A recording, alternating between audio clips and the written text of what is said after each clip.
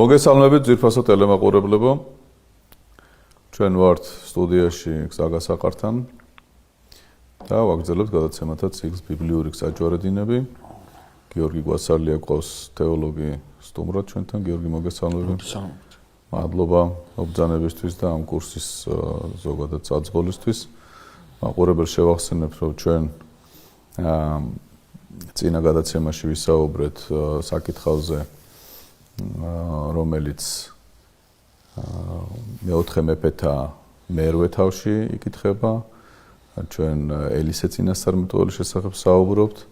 დღეს ვაგრძელებთ ქრონოლოგიურად ამ თხრობას და უნდა ვისაუბროთ ისრაელში სამეფო დინასტიის შეცვლის შესახებ. გიორგი გამოირჩიაო ელისე წინასწარმეტყველმა სარდალი იეჰუ, რომელსაც გარკვეული მითითებები აქვს მისგან და ამის მერე იწყება დინასტიის ცვლილება ისრაელში. დიახსო ზუსტად ასია, უბრალოდ ჩვენ საუბრობთ აი ამ პროცესის დასაწყისზე, ჩვენ ყურადღება უნდა მივაქციოთ რამდენიმე ძალიან საინტერესო დეტალს. მოდი თავიდან ვთქვათ და შემდგომ როდესაც შევეხებით ამ იმას, გავიხსენებთ ამ ნათქვამს, ვინაიდან თავიდანაც ვჭირდება ამისი აღნიშვნა. მამანდრია, გახსოვთ, ჩვენ საუბრობდით თავის დროზე ომრის დინასტიის დასაწყისზე, თვითონ მეფე ომრიზე, რომელმაც შემოიღო მთელი რიგი რეფორმები და ეს რეფორმები თავის დროზე საკმაოდ წარმატებული იყო. ამ წარმატებული რეფორმის უკან ჩვენ ხედავდით ღირებულებათა სისტემის სრულ მოშლას და ხედავდით სარწმუნოებრივი გზიდან ისრაელის კიდევ უფრო მეტ გადაცდენას. თუმცა რაც სიმპტომატური იყო მაშინ ჩვენი მსჯელობისას, ეს გახლავთ ის, რომ ჩვენ ხაზგასმით ვამბობდით, რომ იმდენად პრობლემური არ იყო აი ეს ღირებულებათა სისტემის ცხოვრება, რამდენადაც მისაღები იყო ის რეფორმები პოლიტიკური სოციალური თვალსაზრისით, რომელიც ომრიმ შესთავაზა ისრაელს და ისრაელში არსებულმა მდგომარეობამ რაღაცნაირად შეცვალა მთელი ძველი ახლო აღმოსავლეთის პოლიტიკური რუკა. თუ ეს ყველაფერი წარმატებულია და თუ ეს ყველაფერი მართლა ასე კარგია, მაშინ მან ისრაელი ახალ დიდებამდე უნდა აიყვანოს, რაც პერიოდულად მცდელობის სახით იყო, მაგრამ ისრაელმა ვერაზოს ვერ შეძლო ამისი ბოლომდე რეალიზება და აი იმ კონტექსტის ფარგლებში, რომელიც თქვენ გაუსვით ხაზი, სადაც წმინდა წერილი საუბრობს დინასტიის ცვლილებას, ჩვენ ვნახავთ, შევეხებით ამ საკითხს და დავინახავთ, რომ უკმაყოფილოა ხალხი და ამ შემთხვევაში გულისხმობ მაღალ ეშელონებს ომრის დინასტიის მმართველობის. ვერ გამოიღო შედეგი. ეს არ არის ის ისრაელი, რომელიც ისრაელსაც ელოდებოდნენ მაშინდელი სოციოლოგები და პოლიტოლოგები და ეს არ არის იმის გამართლება, რის იმედსაც იცლებოდნენ აქაბის კარზე დაქირავებული წინასწარმეტყველები. სრული ფიასკოს წინაშე შინაგანი რღვევა. აქ არ არის საუბარი გარეგნულ ფაქტორებზე, აქ არის საუბარი შინაგანად უკვე მთელი ეს სისტემა ძალიან მომპალია და ძალიან ყიფია და ძალიან მძიმე მდგომარეობაში ეს დინასტია. პრაქტიკულად თუ არ გავითვალისწინებთ ეპოქის სულს, ჩვენ მაინც უნდა ვიცოდეთ და მაინც უნდა საუბრობთ ხოლმე პარალელებზე, უნდა გავითვალისწინოთ, რომ მაშინ რელიგიურია ეპოქა, კონფესიურია სახელმწიფო, მონარქია, პიროვნული მმართველია და ასე შემოახავ ასე მარტივ პარალელებს ვერ გავავლებთ დღევანდელობასა და იმას შორის, ხო, დღეს სეკულარული სივრცე გვაქვს, ხო? ამიტომ, როდესაც აი ამ სივრცეზე გვაქვს საუბარი, ხო, რაღაცნაირად აი თითქოს და წმინდა წერილში ძალიან კარგად ჩანს და ამას ვნახავთ ჩვენ. ერთი ბიძგი ჭირდებათ იმისათვის, რომ სამეფო დინასტიას ძალიან დიდი ავტორიტეტული პირები და სამხედრო მაღალჩინოსნები დაუპირისპირდნენ. ამას უბრალოდ ამ ბიძგის გარეშე არ ბედავენ და ვერ ბედავენ ისე და ისევ აი ამ აზროვნების ფორმისა და რელიგიური სივრცის გამო. ვინაიდან მეფის უკან სხვა რელიგიური ავტორიტეტი არის წარმოდგენილი. შესაბამისად, ჩვენთვის საინტერესოა წმინდა წერილის თხრობა სწორედ ამ კუთხით, რომ რა გამოიღო ღვთისაგან განდგომამ და პოლიტიკურმა პროგრესმა. ხო, ომრის ეს რეფორმები ვერ უშველის იმას, რაც იერობუამა თავის დროზე სულიერი თარტყმა მიაყენა. ხო, აქ საუბარია მამანდრეთან იმაზე, რომ აქ თითქოს და ომრის დროს ჩვენ დავინახეთ, ხო, დახარბკული ყავთ მოაბი და ისრაელმა თავისი ძლიერების პრეტენზია კიდევ ერთხელ გამოთქვა, მაგრამ ვერ დარჩა. მოიშალა. არაფერი ვერ მიიღო აქიდან. აი, მე ხშირად ვეუბნები ხოლმე ჩემს სტუდენტებს და ჩვენს მშენელობსაც მინდა შევთავაზო ეს დეტალი. როდესაც მაცხოვარი თავის იგავებზე გვესაუბრება, ერთ-ერთი დამაფიქრებელი სწავლება ჩვენი მაცხოვრის არის ამბავი იმის შესახებ, რომ ორი ადამიანი აშენებს სახლს. და ერთმა საფუძვალი კლდეზე დადო, მეორემ საფუძველი ქვიშაზე დადო. და მე ასე ნახევარ პროვოკაციულად ვეკითხები ხოლმე აუდიტორიას, რომელმა ვერ ააშენა სახლი მეთქი და ისე გულუბ-გულუბ პასუხები, რომ ვინც ქვიშაზე დადო საძირკველი მან ვერ ააშენა, ვინც კლდეზე დადო საძირკველი მან ააშენა. არ და პირიქით, არ არის ეს სწორი. სახლი ორივემ ააშენა. ქვიშაზე დადებული საძირკვლიანი სახლი ჩენდება და კლდეზე დადებული საძირკვლიანი სახლი ჩენდება. მაგრამ მდინარე რო ეკვეთება, წყლები რო ეკვეთება, უფრო სწორედ აი ამ იმას ქვიშაზე დაყენებულ სახლს და აქცევს, ხოლო კლდეზე დაყენებულ სახლს ცრას ვერო. ანუ ორიენტირი წმინდა წერილში არის შედეგი, ნაყოფი რა, მომიტანს ესმე. მოდი აქვე ვთქვათ ჩვენ, რომ ისრაელის პირვანდელ ვთქვათ სულიერ მდგომარეობაში დაბრუნებას ეს რეფორმები არ ეყოფა, არამედ დაუშვათ დავითისნაირი სულიერი ადამიანი სჭირდება. სულიერი საფუძველი თუ არ შეექმნა, ეკონომიური საფუძველი და გარედან ჩარევა ხელოვნური აი ამ რეფორმებით, რომელიც გაზიარებული არ არის ხალხის მიერ, რომელსაც მაგალითი არ აყავს სულიერი წინამძღვარისა. შეუძლებელი არის. აბსოლუტურად გითხრობთ. თან ჩვენ ყურადღება უნდა მივაქციოთ მამანდრე იმასაც, რომ ეს არის ეპოქა, რომელიც ომრის ეპოქა კი არ არის წმინდა წერილისთვის. ჩვენ უბრალოდ ამის იდენტიფიცირებას ამითაც ვახდენთ. თორე წმინდა წერილისთვის ეს ელიას და ელისეს ეპოქა. ეს არის ეპოქა, როდესაც ორი საოცარი, მართლა საოცარი ადამიანი მოსეს და ისუნავეს ტოლი ადამიანები კვლავ გამოჩნდნენ ისრაელში. შესაბამისად, ყველანაირი სივრცე, მე ისე თქვა მინდა მამამდე, რომ ყველანაირი საშუალება იმისათვის, რომ ომრის დინასტიამ აი ის პროგრესი, რაც მან თქვათ, პოლიტიკურ, სოციალურ თვალსაზრისით განიცადა, გაამყაროს ღვთის თაყვან მოტრიალებით, ღმერთისაკენ მოტრიალებით ღირებულება და სისტემის აღდგენით. მაგრამ პროცესი სხვა მიმართულებით მიდის. და რადგან სხვა მიმართულებით მიდის და სიმყარეს ვერ პოულობს აი ეს მოძრაობა, პოლიტიკურ, სოციალურ მოძრაობა. ის ყიფია და ის აუცილებლად დაინგრევა და დაიშლება. ეს ძალიან მნიშვნელოვანი მაგალითია ჩვენთვის, რომ ჩვენ თავისთავად ხედავთ და ყველა ცივილიზაცია განვითარებისკენ ისწრაფის, მაგრამ თუ საფუძველი, საძირკველი, მდგრადი, ამას საყრდენი არა აქვს ამ ყველაფერს და ის მიდის საზოგადოების იდენტობის მოშლაზე, ის მიდის ღირებულებათა სისტემის მოშლაზე. მაშინ რა პროგრესიც არ უნდა განიცადო და რა კარგიც არ უნდა იყოს პროგრამა, ის აუცილებლად ბოლოს უნაყოფო იქნება. აუცილებლად ბოლოს უკმაყოფილების მიზეზი გახდება. აუცილებლად. შესაბამისად, როდესაც წმინდა წერილი იწყებს ომრის დინასტიის სულების შესახებ საუბარს, სიმპტომატურია რომ ამას იწყებს სწორედ ელისე წინასწარმეტყველის მითითების შემდეგ, ელისე წინასწარმეტყველი, რომელმაც ცოტა ხნის წინ დამასკოში ფიძგიმის სიტუაციის შეცვლას და იქ ბერხადადი მოგვდინებული იქნა და სასტიკი აზაელი არის სასულით ტახტზე და ეს გადატრიალება წარმატებით დასრულდა დამასკოში. პარალელური პროცესი იწყება ისრაელშიც. ერთი წუთით რო შევჩერდეთ ამაზე, პარადოქსული არ არის, როდესაც აზაელის გამეფებას თითქოს უწყობს ხელს ელისე, წინასწარმეტყველი. და თან უწინასწარმეტყველებს, რომ საშინელებებს დამართავს ისრაელს. აი, საოცარია ეს დაშვება. თან მისი ხელით და ხელშეწყობით კეთდება ეს და რა თქმა უნდა პირადად ახლა რომ თქვათ ისრაელის როგორც ისრაელის შვილს ეს მაინც არ უნდა ახარებთ ეს. ცხადია და არც ახარებს იტირებს კიდევაც, მაგრამ ჩვენ ხო ვიცით რომ ელისე ეუბნება არა იმასაც ელისეს უნდა, არამედ ეს არის გამოცხადება. აი ამის თქვა მინდოდა. ეს გამოცხადება ღმერთი აკეთებს ამას.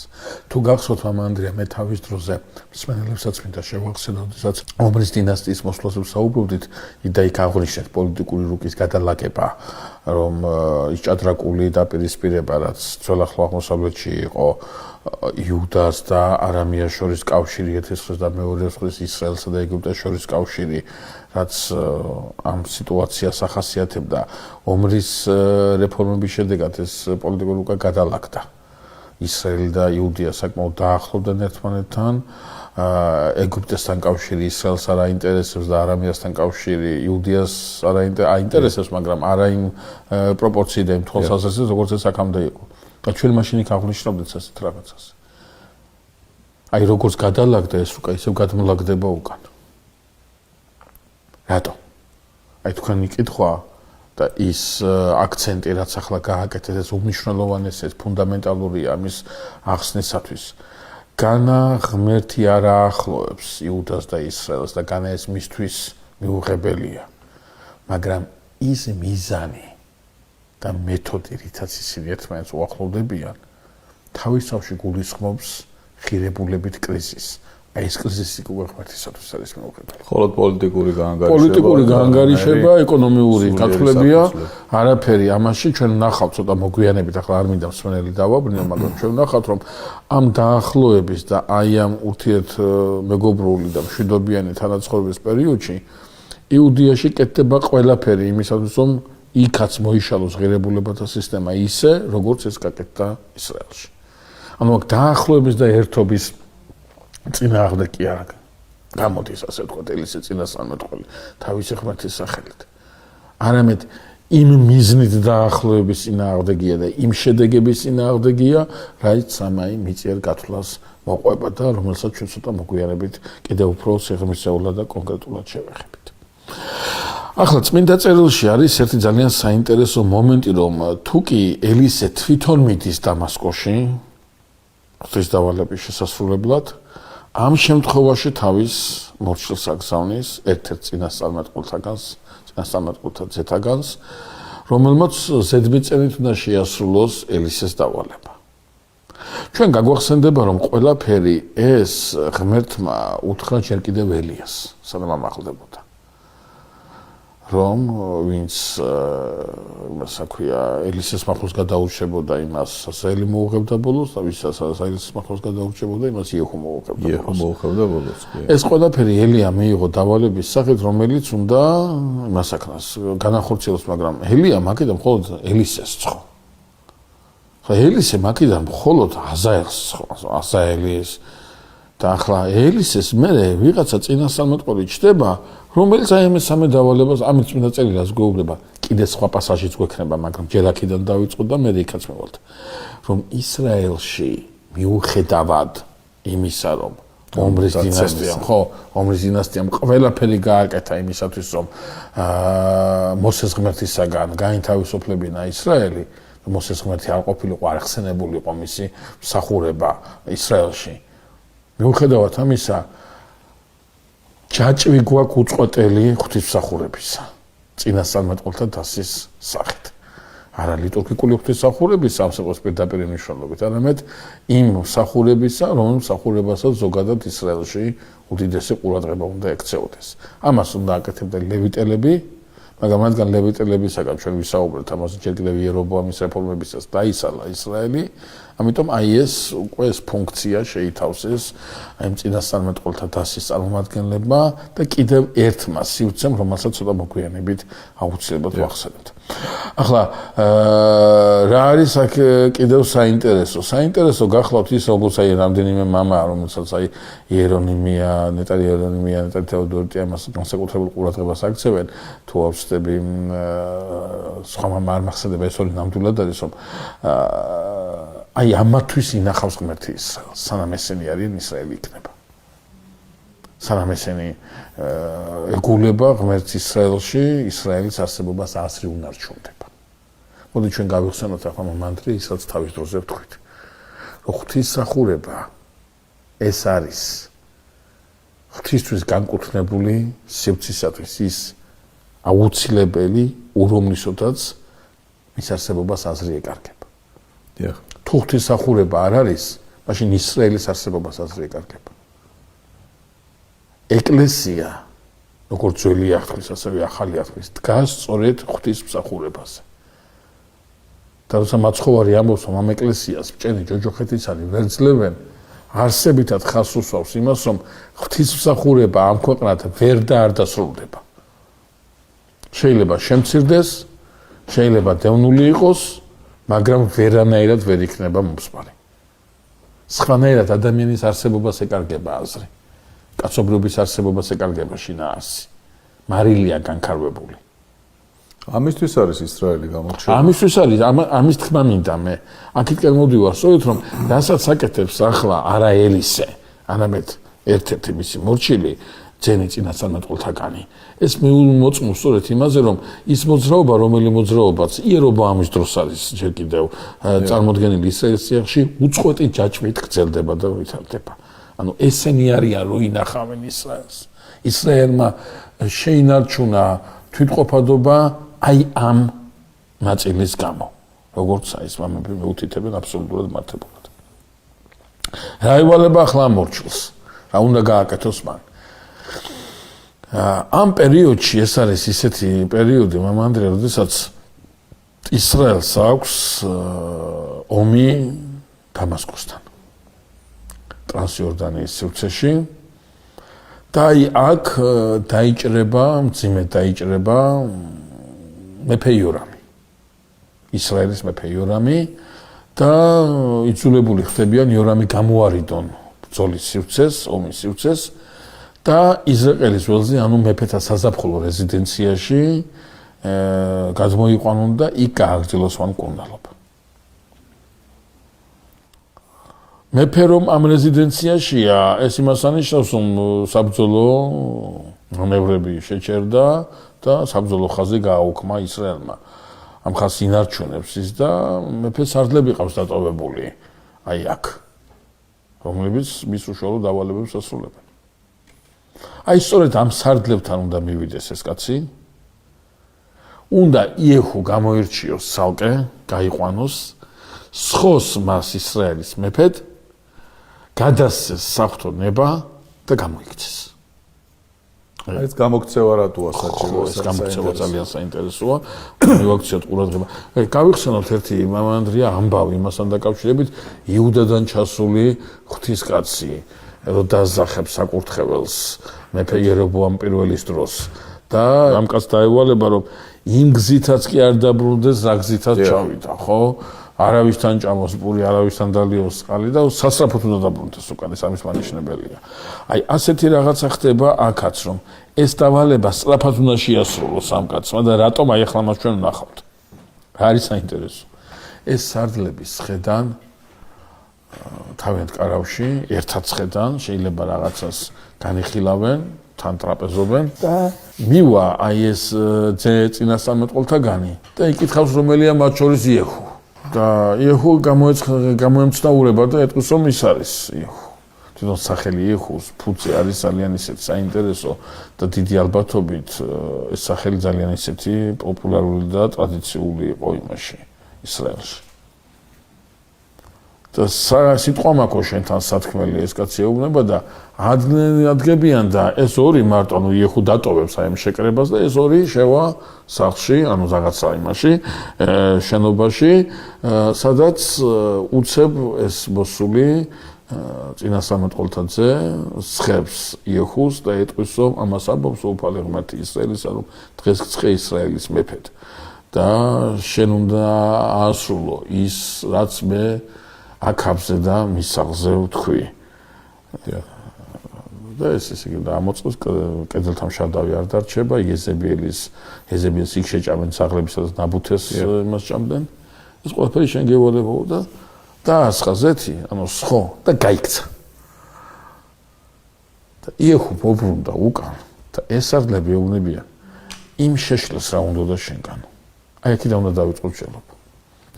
ეს კაცი რო შევიდა თავიდანვე მას აქვს შეშლის სტატუსი. ამ სარდლება მათ შორის იეჰუმაც შეხედეს როგორც არანორმალურს. აი დაახლოებით რო ვთქვათ, აი სალოს ღვთისმსახურო სალოს რო უყურებენ და მასში ნორმალურ საქციელს ვერ იმაშვებიან, აქვია, ვერ აფიქსირებენ. და იეჰუ პასუხობს, თქვენ თვითონ უწყითო მისი სიშლეგე. ანუ გიშა უნდა ეთქვა ახლა ჩემთვის. და საინტერესო რა არის ცით. ეს თავი სარძლები იეხუს უყურებენ რომ გავიდა თავის ეთიანი არ ქონდა და რომ შემოვიდა თავის ეთიანი აქვს და აგლესილი აქვს ეს თმები. უყურებენ თვალში და გითხარი რა გითხრაო. გითხარი რა გითხრაო, იმიტომ რომ რაღაცა ხდებიან რომ რაღაცა მარტივი თემა არა. მარტივი თემა მარკის შეძახიან. ნახეთ რა არის საინტერესო. იეხუმაც ის თავიდან როგორც გიჟი ისე მიიღო, მაგრამ როცა სხვა უკვე გიჟს როგორც გიჟი ისე აღარ უყურებს. აი როგორი სუსტი რელიგიურობა აქვს, რელიგიურობაც კი როგორი სუსტი აქვს, მორწმუნეობაზე საერთოდ როგორი გამომყენებლური დამოკიდებულება აქვს ყველაფერი ამ საკრალურისადმი. ასე დამოკიდებულება აქვს იმ ბაალისადმი, ყველაფრისადმი აქვს აი ესეთი კარიერისტული დამოკიდებულება, რომ ხა თუ მეფე ვიქნები, რატომაც არა იყოს ეს სინასალმეტყველო. და თუ ახლა ისე ამ იორამის ბრძანებები უნდა ვასრულო, გიჟია არა არის ახლა. იორამი ასე ეძახის და მე რა უფლება აქვს სხვადასხვანაირად ვიფიქრო. აი ეს გამომყენებლური, აი ეს დამოკიდებულება, აი კარიერისათვის შეხედვა სარწმუნოებისათვის, ეს არის დამოუკიდებელი რამე ადამიანისათვის. ის ვერაზოს ნორმალურ ცნობიერების აზროვნებაში ვერ ჩაქვს. ამიტომაც გამოიქცა ეს კაცი. მესე რომ შეხედავდნენ, მარტო იეხუსთან არ დაიწყებდნენ ლაპარაკს, დიდი ალბათობით დაიჭერდნენ ამას და დაკითხავდნენ ძალიან მძიმე ფორმებში. შეიძლება ვინმეს სხვა აზრის გასცენოდა სახელმწიფო გადატრიალების შეწინააღმდეგებასთან დაკავშირებით. ამიტომაც ეს კაცი დგება და გარბის. ელისის დავალებას პირნათლად ასრულებს. საინტერესო კიდევ რა არის? არც ერთ სარდალს არ გაჩენია კითხვა, რომ არაკანონიერ რამეს ხო რაკეთებენ. ხო, რაღაცა ძალიან იოლად შეთანხმდა. ამიტომაც შეთანხმდნენ ჩვენ გადაცემის დასაწყისში ევთქვით სწორედ. რომ პრაქტიკულად მზად არის ყველაფერი იმისათვის, რომ გამოხატოს ზიზღი, რა ზიზღიც აქვთ ომრის დინასტიისადმი, რა ზიზღიც აქვთ აქაბის სახლისადმი. აი მზად არიან ამის გამოსახატავად, ჭირდებათ პატარა რაღაცა. ყველაფერი გააკეთა ომრიმ და მის მაგრამ გაცნობიერებული აქვთ რატო ძულთ? ამათ ძულთ თუ არა იმის გამო, რომ იერობოამის რეფორმებმა საბოლოო ჯამში ესეთ დაქცევამდე მიიყვანა ისრაელი. საქმეც გაცნობიერად შეიძლება. რა მინდა მამანდრია იცი თქვა, რაც დადასტურებულად შემიძლია გიპასუხოთ, ეს არის ის, რომ ისრაელი აღარ არის იმ სიძლიერის და ისრაელი ცოტა ხანში მიწების დაკარგვას დაიწყებს. და უკვე იწყება მაინც მატერიალურს უყურებენ. კი, ამას უყურებენ, იმიტომ რომ თქვა ახსოვთ სხვა დრო. იციან სხვა. შესაძლებელია მამანდრია მე არ გამოვრიცხავ არანაირად, რომ თვითონ იორამმა თავისი მეფობა დაამძიმა და აუტანელი გახადა აი ამ ქვეშევრდომებისათვის, რომლებიც სხვა რამეს უფრო იყვნენ მიჩვეულები, თქვათ იორამის მის დროს ან იორამის მამის დროს. შესაძლებელია იორამი მეტად დესპოტი გახდა, შესაძლებელია იორამი მეტად გულქვა გახდა, იორამის დამოკიდებულება გახსოვთ, ელისას არ აუყო მამაო და მე ამბობს ხრებზე თავი არ შეგრჩება. აი ძალიან შესაძლებელია ასეთი გაურებული დამოკიდებულება უკვე სხვებთანაც აქვს, აი საული გაგვახსენდება ხო სული დავანტო. ხო, რაღაცა უგზო-უკლობის ხანება. ხო, რაღაცა ჩვენ შეიძლება უსმენდეთ ადამიანს, მაგრამ ლოგიკას ვერ ხვდებოდით, ხო? გადახტება ხოლმე ერთი სიტყვიდან მეორე სიტყვამდე, ერთი აზრიდან მეორე აზრზე, რაღაცებს ვერ აკავშირებს ერთმანეთთან, მაგრამ თვითონ ფიქრობს, რომ ლოგიკურად ჯერობს. მაგრამ მსმენელი მაინც ხონდა ხვდებოდეს, რომ უსმენს არალოგიკურად ჯერობს, ეს ხონდა ამ დასკვნა გააკეთოს, რომ მათ თუ ისიც დაავადებული არ არის იმით, იმ რაღაც სულიერი სნეულებით, რასაც ეს ადამიანი იყო შეპყრობილი, ხო? შესაბამისად, როდესაც აი იორამის ამ მდგომარეობას ვსაუბრობთ, იორამი დიდი ალბათობით უკვე თვითონაც აუტანელი გახდა. არამც თუ იმასაც რომ მივაქციოთ ყურადღება, რომ ისრაელს სერიოზული საგარეო პრობლემები აქვს, სერიოზული მეტოქე ყავს გამოჩენ. პრაქტიკულად ჩვენ ისიც გავიხსენოთ მამანდრია, რომ აქაბის პოლიტიკა იმდენად ომრის არა, ამდენად აქაბის პოლიტიკა მიმართული იყო სირიის სამეფოს ბუფერულ ზონად ქცევაზე. იმ დროს, როდესაც წინასწარმეტყველის პირით აქაბს ევალებოდა სირიის წინააღმდეგ გალაშქრება და მეფის ხელში ჩაგდება, ის აპატიებს ჩემი ძმა არისო, ბეხადადი იტყვის, კიდევ ცოცხალიაო და ხელშეკრულებას დადებს მასთან. ის გამო წინასწარმეტყველი ეტყვის, რომ ყველაფერი ამის გამო ისრაელს მოეკითხება და თვითონ აქაბსაც აუცილებლად მოეკითხება. არ გაამართლა ამ პოლიტიკამ მამანდრია, რასაც სუწინასწარმეტყველებიც თავაზობენ. გახსოვთ მაშინ ჩვენ ამ სუწინასწარმეტყველებს პოლიტოლოგები და ასე ვთქვათ ფუტუროლოგები და საქმე სპეციალისტები ნაციონალისტები უწოდეთ, ასე ჩანს ეს წმინდა წერილში, იმიტომ რომ ვინმე შეურაცხყოფას ვაყენებთ, არა, უბრალოდ ნამდვილი წინასწარმეტყველის ფონზე მათ საქმიანობას, მათ პროფესიულ საქმიანობას სრულ წინასწარმეტყველთა სახელით მოიხსენიებს წმინდა წერილი. არ გაამართლა იმან სირია და ეს ტერიტორია, დამასკოს სამეფოს ტერიტორია, რომელიც ბუფერულ ზონად ჭირდებოდა ისრაელს, ვინაიდან ჩრდილოეთით, დამასკოს ჩრდილოეთით ასურეთის სამეფო იმპერია უკვე თელ ძალას იკრებს და ყველა ნიშანი აქვს იმპერიული პრეტენზიების გამოთქმისა, ჭირდებოდა რაღაცა სივრცე, სადაც რომელიც დააშორებდა მას არ გაამართლა ამან. პირიქით ეს ბუფერული სახელმწიფო ყველაზე დიდ მტრად ექცა ისრაელს. ანუ აშკარად ჩვენ ვხედავთ როგორც პოლიტიკურ კრიზისს, ასევე დინასტიურ კრიზისს, აი ყველა კრიზისი გვაქვს სახეზე. ამიტომაც არის რომ ეს სარდლები ერთგვარად ემოციითაც შეხვდებიან, დადებითი ემოციითაც შეხვდებიან იეხუს წინ. ახლა, როდესაც იეხუს ცხო ელისეს გამოგზავნილმა აი ამ ჭალებში შეშლილმა, მათთვის შეშლილმა, ხო? თუ კი ისინი ამას მიიღებენ, იციან რომ მათ უკან ისრაელის გარკვეული განწყობაც დგას. ისრაელში არის სივრცე, სადაც ელისეს და მის სკოლას ძალიან დიდ პატივს მიაგებენ. ამიტომაც რაღაცნაირად ბევრი რამე დალაგდა უცებ მანდრე გესმით, აი ბევრი პირობა გაჩნდა იმისა, რომ ფარულ ზრახვებში რაც ჰქონდათ, ამისი რეალიზება მოხდეს თუ კი ამის თანახმა იქნება იეხუ. აი აქ იეხუ მიმართავს ამ სარდლებს, აღარ უმალავს. და ეტყვის რომ მე უფალმა მცხო. და ამბობს ისთვისაც ცხო. ჩვენს ფეხდაფეხ ვიყვებოდით მეფეს, ოდესაც წინასწარმეტყველი გამოიცხადა მას და უთხრა სასჯელები და სწორედ ამ სასჯელის აღსასრულებლად მომიყვანა მე ღმერთმა. ნახეთ, არ არის არანაირი პრეტენზია მამანდრე იმასთან დაკავშირებით, რომ ჩვენ იეხუ ისაქვე ომრის დინასტია უნდა მოვსპოთ, იმიტომ რომ სიტყვაზე თქვა პოლიტიკური მაინც აი ეს რელიგიური, მაინც ეს აი ღირებულებითი დეტალი არის წინაპლანზე წამოღება, რატო ჭირდება ეს იეხუს და იმიტომ. მის სამომავლო გეგმებს ჭირდება. ახლა იეხუ თუ ავტორიტეტი უნდა მოიხოჭოს, ეს ავტორიტეტი უნდა მოიხოჭოს, იმიტომ რომ მეფეს დაუპირისპირდა. არა, ღმერთმა აღწრა. ცხებულია, ჭირდება. როგორც კი არ დაჭირდება, ის კარს მიუხურავს ამას ყველაფერს, მაგრამ ახლა ჭირდება. ჩვენ გვაქვს ხოლმე სამწუხარო რაღაცა, როდესაც თითქოს და ვიღაცას ჭირდება ეკლესია, ვიღაცას ჭირდება ეს რა ქვია აქცენტი ღირებულებაზე. იმიტომ კი არა მისთვის სიკეთე უნდა. არა, ამიტომ არა, უბრალოდ მის პოლიტიკურ მიზნებს ჭირდება, ბორჩა დაგათავდა. და როგორც წესი ასეთი რაღაცა იწყება ცუდად და სრულდება ცუდად. ყოველთვის რატო? იმიტომ რომ როდესაც არ არის სული, არ არის ერთობა, არ არის სიყვარული, არ არის ერთგულება, აუცილებლად ეს გათვლებზე დარჩება და აუცილებლად ეს გათვლები ერთმანეთს დაუპირისპირდება. ყოველთვის ასე იქნება ეს. შესაბამისად, როდესაც ჩვენ ვსაუბრობთ იეხუს აი ამ განცხადებაზე, აქ ძალიან საინტერესოა ის, რომ იეხუს მომენტალურად აუბანა მხარს. ვინ სარდლება? და სარდლება აუბეს, ეს იმას ნიშნავს, რომ ჯარი გადავიდა მათ მხარეზე. ასეც არის ნათქვამი. იორამი, რომელიც ისრაელის ველზე მეფეთა საზაფხულო რეზიდენციაში ჭრილობებს იშუშებს, გაიმართონ იმასკენ და აღასრულონ ის სიტყვა, რა სიტყვას ღვთისაგან არის ნათქვამი.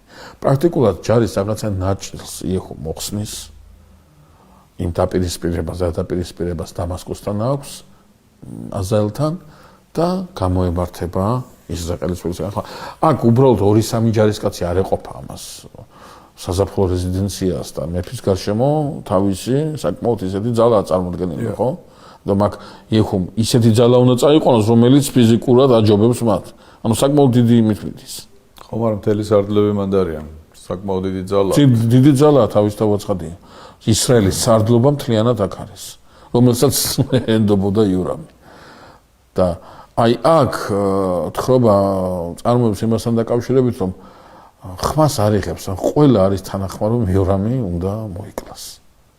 და დინასტია უნდა დასრულდეს. ებგური, რომელიც დგას კოშკზე, მეფე იორამს გადმოსახებს, რომ ხედავს მოდის ჯარი და მეფისათვის ჯარის უკან მობრუნება ერთი კაცი ან ორი კაცი მოდის, ამას გავიგებთ, მაგრამ ეს ჯარი რომ მოდის უკან, ეს სამეფო ბრძანების შესაბამისი არის, ხო, სამეფო ბრძანების მიღმა. და მეფე იტყვის, რომ გააგზავნონ კაცი და გაიგონ რაშია საქმე. რატო აგზავნეს ამ კაცს? რომ მოვა ხო იტყვიან რაშია საქმე. ესენი ჩანან უკვე და ძალიან მალე მოვლენ ახლა. რას უსწრაფობა? რაღაცა ხوارი ეჭვა იურამმა. რა თქმა უნდა, ჩანს აქ რო იეჭვა. ერთ საგზავნის მეორე საგზავნის. რაღაცა ხوارი ეჭვა აქ იურამმა. ხوارი ეჭვა იურამმა ის რომ ეს არ არის კარგი. ბოლომდე არ უნდა დაიჯეროს. ხო და ბოლომდე არ უნდა დაიჯეროს, იმიტომ რომ რა გააკეთა ცუდი მისმა დინასტიამ ისრაელისათვის. ეს თოდა უყურს იურამს. ისმით და ხშირად არის ხოლმე რა გაუკეთეთ ცუდი ამ ხალხს, იმიტომ რომ ვერ ხედავენ ამ ხელს ზიანი მიაყენეს ხალხს და საზოგადოებას თავიანთი პოლიტიკური ინტერესების გამო. ამ შემთხვევაში ამ მდგომარეობაშია იორამი. იორამი მიდის აი ამ პოლიტიკურ უვიცობამდე. ვეღარ აკონტროლებს სიტუაციას. და ეს გზავნილი ეს კაცი რო წავა მეფემ გზავნისო ხوارიო მშვიდობა და ვინ გეკითხებაო შენ მშვიდობას? ხო, დაიტოვებს თავისთან. ეს თავისთან დატოვება ძალიან საინტერესოა.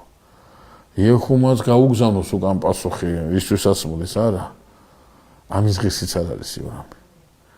და არ ბრუნდებაო ეს კაციო, ეს ებგურიეუბნება. და მეორეს გააგზავნიან და იგივე სიტუაციაა. იმასაც დაიტოვებს და ებგურიეუბნება ისე იქცევაო, ისაო იეხუს გავს ძალიანო, იეხუსავით გიჟიდან დაგიჯერებით იქცევაო.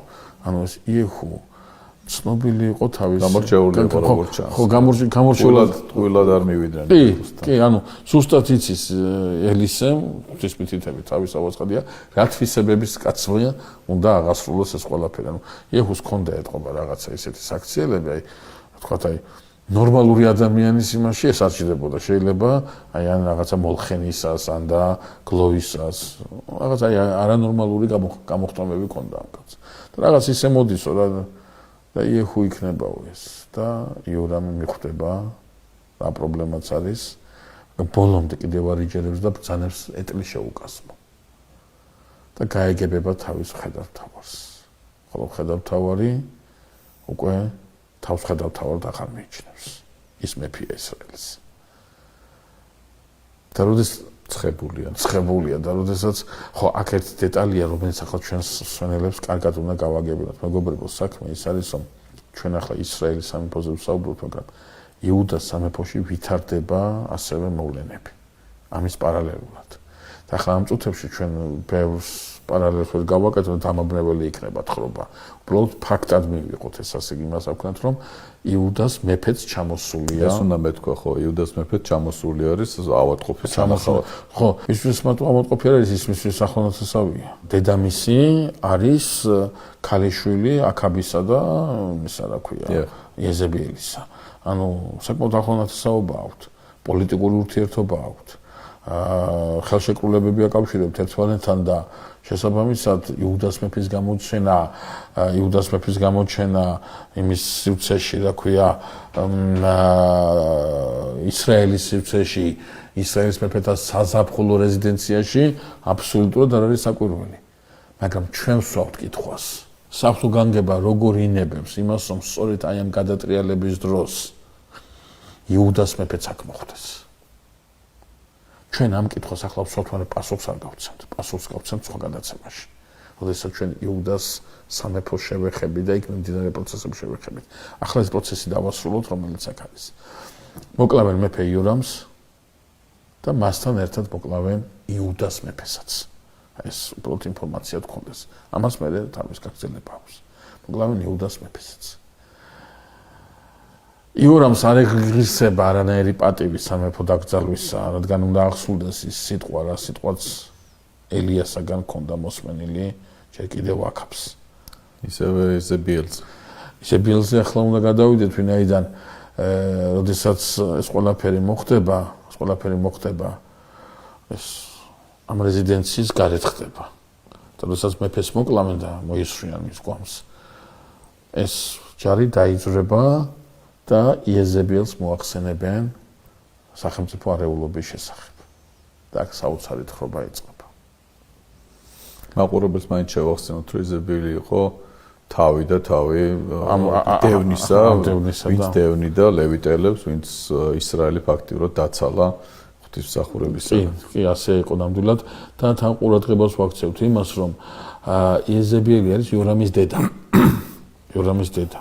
და რა არის საინტერესო?